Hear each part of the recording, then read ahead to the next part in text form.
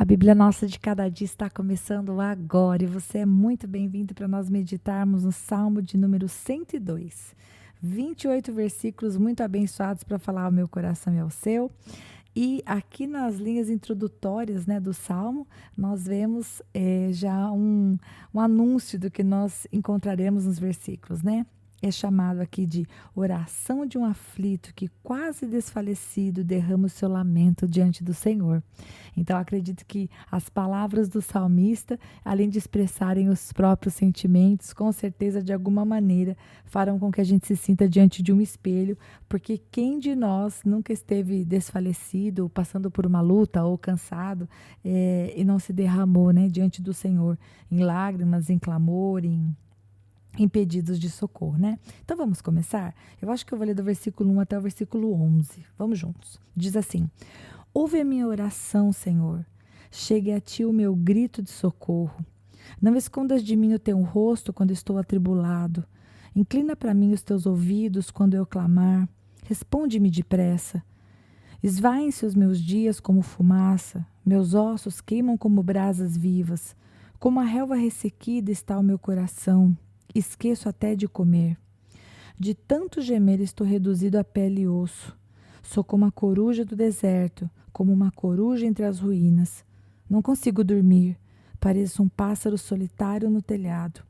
Os meus inimigos zombam de mim o tempo todo. Os que me insultam usam o meu nome para lançar maldições. Cinzas são a minha comida. Com lágrimas misturo-as e o que bebo. Por causa da tua indignação e da tua ira, pois me rejeitaste e me expulsaste para longe de ti. Meus dias são como sombras crescentes, sou como a relva que vai murchando. Bom, nesses primeiros 11 versículos, nós vemos o salmista contando para nós, né? Ele está se derramando diante do Senhor, mas ao mesmo tempo nós vamos ver ele contando para nós um pouco do que ele está vivendo. São dias muito difíceis. E agora faz muito sentido a introdução do Salmo dizer, né, quase desfalecido. Ele pinta para nós um quadro que nos mostra que ele está sem forças, né? Ele está atribulado no versículo 2, os seus ossos queimam. No versículo 3, o seu coração está como uma erva ressequida, não consegue nem sequer comer, né? Está a pele e osso. Versículo 7 diz que ele não consegue dormir. Versículo 9, perdão, fala que as lágrimas, né, são tão abundantes que ele se misturam, né, ao que ele bebe, e ele está vamos dizer assim, como a relva que vai murchando, né? Como diz o versículo 11. Então, o que nós vemos aqui é alguém que está gritando por socorro, como diz no versículo 1. E ele começa, meus queridos, fazendo um clamor ao Senhor, dizendo no versículo 1, ouve a minha oração, Senhor. E este ouve a minha oração é encontrado em outros salmos. Se você vai, por exemplo, no Salmo 54, 2, 61, 1, 64, 1, 39, 12, em vários salmos nós vemos os salmistas falando, Senhor, ouve a minha oração. Então, aqui o salmista, ele já começa pedindo, Pai, eu estou gritando por socorro. Né? Que lindo ver que o salmista no momento da luta, embora ele esteja quase desfalecendo, é diante de Deus que ele leva a sua dor. E nós vemos aqui numa situação bem complicada, né? Ele está muito abatido. E, como diz o versículo 10, ele está atribuindo ao Senhor, né? Ele está atribuindo essa separação dele, né? De Deus. Ele está atribuindo que, por causa da indignação do Senhor, né? É que toda essa aflição veio sobre a vida dele. Me faz lembrar, querido, Jó. Você já leu Jó? Se você nunca leu Jó, você precisa ler Jó, né? É o sofrimento que faz com que fique pele e osso. O sofrimento que parece que não tem fim, né? Os dias que vão se desgastando e a resposta que não vem. Bom, esse é o cenário que o salmista traz para nós. Agora eu quero ler com você a partir do versículo 12. Porque aqui ele começa o versículo 12 dizendo, tu, porém, Senhor. Então, em comparação com a sua dor, com a sua pequenez, com a sua limitação, com o seu sofrimento sem fim, agora o salmista vai falar para nós a respeito de Deus. Quem é Deus nessa história? Diz assim, versículo 12, tu, porém, Senhor, no trono reinarás para sempre. O teu nome será lembrado de geração em geração. Tu te levantarás e terás misericórdia de Sião, pois é hora de lhe mostrar compaixão. O tempo certo é chegado. Eu vou parar aqui um pouquinho. Então, o salmista, ele está primeiro apresentando o seu sofrimento, a sua dor, a sua tristeza. E agora ele começa a falar sobre a soberania do Senhor. E no versículo 13, ele vai dizer que é chegado a hora. É chegado o tempo. E agora ele estende esse atuar do Senhor não apenas na sua vida, porque ele poderia se referir à sua vida, como ele estava falando nos versículos anteriores, né? É chegado o tempo em que o Senhor vai me abençoar, é chegado o tempo que o Senhor vai mudar a minha sorte. Mas ele não faz isso. Ele fala que o Senhor vai se levantar no versículo 13 e vai ter compaixão de Sião, de toda Jerusalém, né? O tempo certo é chegado. Quando eu vejo esse tempo certo, imediatamente eu me lembro da palavra do Senhor que fala que na plenitude dos tempos o Senhor enviou o seu Filho. E eu fico pensando que realmente Deus tem um tempo, tem uma plenitude. Quando aquela medida se enche, é chegado o tempo. E Ele é que sabe o tempo de todas as coisas. Bom, aqui o salmista vai dizer que é hora de mostrar compaixão. O tempo certo é chegado. E Deus iria abençoar a Sião. Versículo 14, pois as suas pedras são amadas pelos seus servos, as suas ruínas os enchem de compaixão. Bom, está falando das ruínas de Sião. Talvez, meus queridos, tem uma data aqui, Jerusalém foi destruída em 586 a.C., né? Passou por uma destruição. Será que está se referindo a essa data? Não sabemos, né? O Salmo não fala explicitamente, então não dá para a gente inferir, não dá para a gente criar, mas poderia ser. Né? Mas ele está dizendo que as ruínas enchem o povo de compaixão. Versículo 15. Então as nações temerão o nome do Senhor e todos os reis da terra sua glória, porque o Senhor reconstruirá Sião e se manifestará na glória que ele tem. Responderá à oração dos desamparados, as suas súplicas não desprezará. Olha só, agora o salmista começa a falar de um tempo em que o Senhor vai trazer uma reconstrução sobre Jerusalém e vai responder às orações daqueles que estão suplicando, daqueles que estão desamparados. E aí no versículo 18, meus queridos, preste atenção no que está escrito. Escreva-se isso para as futuras gerações. E um povo que ainda será criado louvará o Senhor proclamando: do seu santuário nas alturas o Senhor olhou, dos céus observou a terra para ouvir os gemidos dos prisioneiros e libertar os condenados à morte. Assim o nome do Senhor será anunciado em Sião e o seu louvor em Jerusalém, quando os povos e os reinos se reunirem para adorar o Senhor. Veja, quando a gente vê aqui no versículo 20, né, para ouvir os gemidos dos prisioneiros e libertar os condenados à morte, a gente pode pensar que está se referindo ao Egito, à libertação do povo, mas se a gente presta atenção no texto todo, a gente não pode ler um versículo isoladamente, né, pessoal? O versículo 18 está falando de um povo que ainda será criado. Então, aqui o salmista está falando de algo que há de vir. E aí eu estou fazendo essa observação porque a partir do versículo 12 até o versículo 22, inclusive porque diz, versículo 22, quando os povos e os reinos se reunirão para adorar o Senhor, esse trecho, ele apresenta duas características do reino milenar. Então, a gente observa, pessoal, que ao mesmo tempo que é um salmo escrito para aquele povo, para aquele momento histórico, tá tudo bem, ele também apresenta características que você fala, esse salmo é messiânico, é de Jesus que ele está falando. E aqui do versículo 12 até o versículo 22, duas características são apresentadas que se referem ao reino milenar, que é o fato de que Jerusalém será restaurada e o mundo inteiro adorará o Senhor. Esse tempo ainda não chegou. O mundo todo não adora o Senhor, mas haverá um momento em quando os povos e os reinos se reunirão para adorar o Senhor. E esse tempo há de vir, está quase chegando. Vamos continuar? Versículo 23. No meio da minha vida, ele me abateu com sua força, abreviou os meus dias. Então pedi, ó meu Deus, não me leves no meio dos meus dias.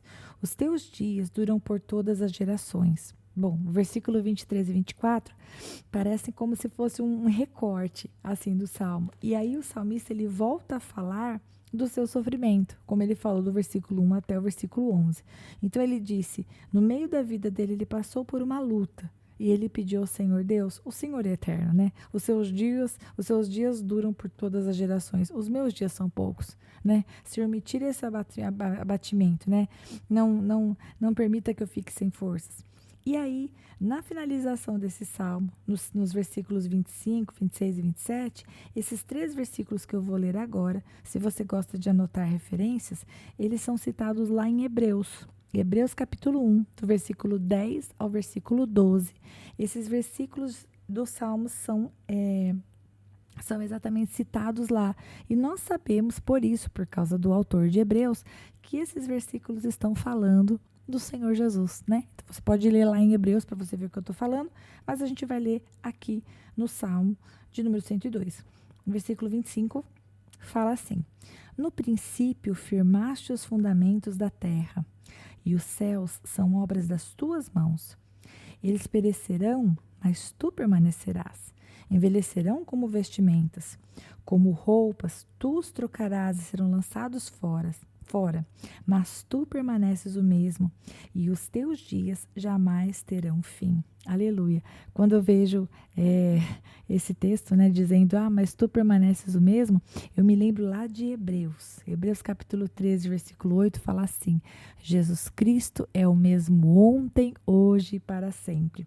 Quando diz aqui que o Senhor permanece o mesmo, com certeza está se referindo ao nosso mestre, que é o mesmo ontem, hoje e será eternamente. E aí o salmista termina dizendo: os filhos dos teus servos terão uma habitação, os seus descendentes serão estabelecidos na tua presença. Olha que lindo, que realmente os filhos dos servos do Senhor sempre estejam na presença dele.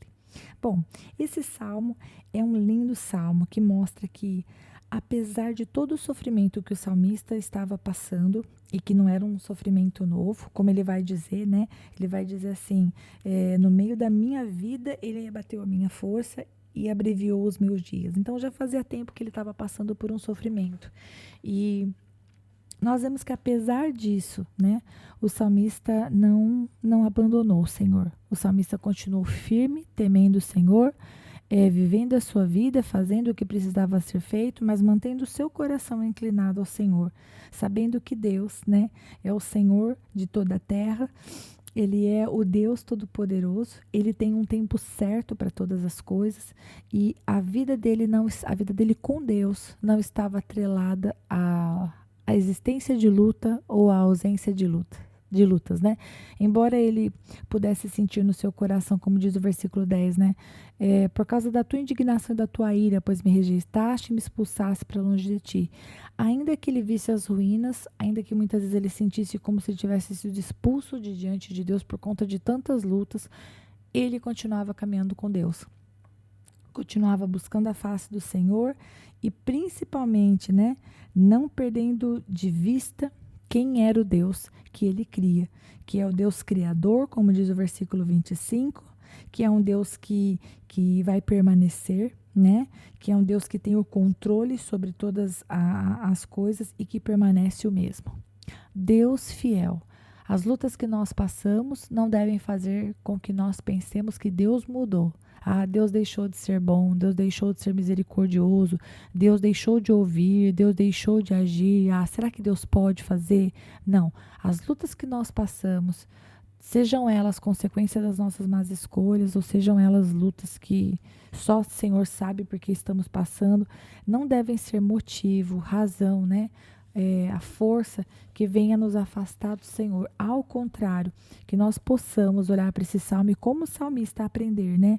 Ele fala: ouve a minha oração, Senhor, chegue a ti o meu grito de socorro. O grito de socorro dele estava ali, firme, consistente, diante daquele que pode trazer o socorro, né? Não vai adiantar nós gritarmos diante daquele que não pode trazer socorro ou murmurar, né? A reclamação nunca trouxe bênção, a murmuração nunca trouxe bom fruto. Ao contrário, a murmuração sempre trouxe perda de tempo, né? Sempre trouxe desgaste e problema sobre problema. Então, esse lindo salmo nos ensina a continuar perseverando, apesar das lutas e das dificuldades. E agora, eu não tinha nem separado esse texto, mas me lembrei de Hebreus, né? O autor de Hebreus diz, né, em primeira pessoa, no capítulo 13, não te deixarei, nunca jamais te abandonarei. E eu penso que essa mensagem do Senhor é uma mensagem que tem que estar muito firme no nosso coração. Talvez em alguns momentos a gente chegue desfalecido diante da presença de Deus, achando que estamos até separados dele, que o Senhor não está vendo, né? O Senhor nos abandonou, o Senhor nos deixou, mas isso não é verdade, né? Isso não é verdade. O Senhor, ele nos diz que ele vai estar conosco todos os dias. Né? Foi isso que ele prometeu para nós. Eis que estou contigo todos os dias até a consumação dos séculos. Então, é nessa fé, é nessa certeza de que o Senhor não vai nos deixar, não vai nos abandonar, está conosco todos os dias, que apesar das lutas, apesar do sofrimento que nós estejamos passando, por qualquer que seja, né, quaisquer que sejam as razões, nós temos o Senhor como nosso refúgio, como nosso escudo, como nossa fortaleza, e nós podemos nos achegar com o nosso grito de socorro diante de Deus e falar: Pai, me ajuda, Pai, me livra, Pai, me coloca de pé, Pai, estou abatido. O que nós não devemos fazer, né, é desanimar. O que nós não devemos fazer é abandonar, é olhar para trás, é desistir. Isso não agrada a Deus. A gente pôs a mão no arado, é para frente que a gente vai andar. Nós vamos correr a nossa carreira, nós vamos combater o bom combate, nós vamos guardar a fé. Em nome de Jesus é isso que faremos. Deus abençoe muito você, você vai curtir esse salmo, você vai compartilhar, você vai comentar ele para o algoritmo ver que você está interagindo com a página. E se o bom Deus permitir, eu te espero amanhã para nós meditarmos no próximo salmo, se Deus quiser.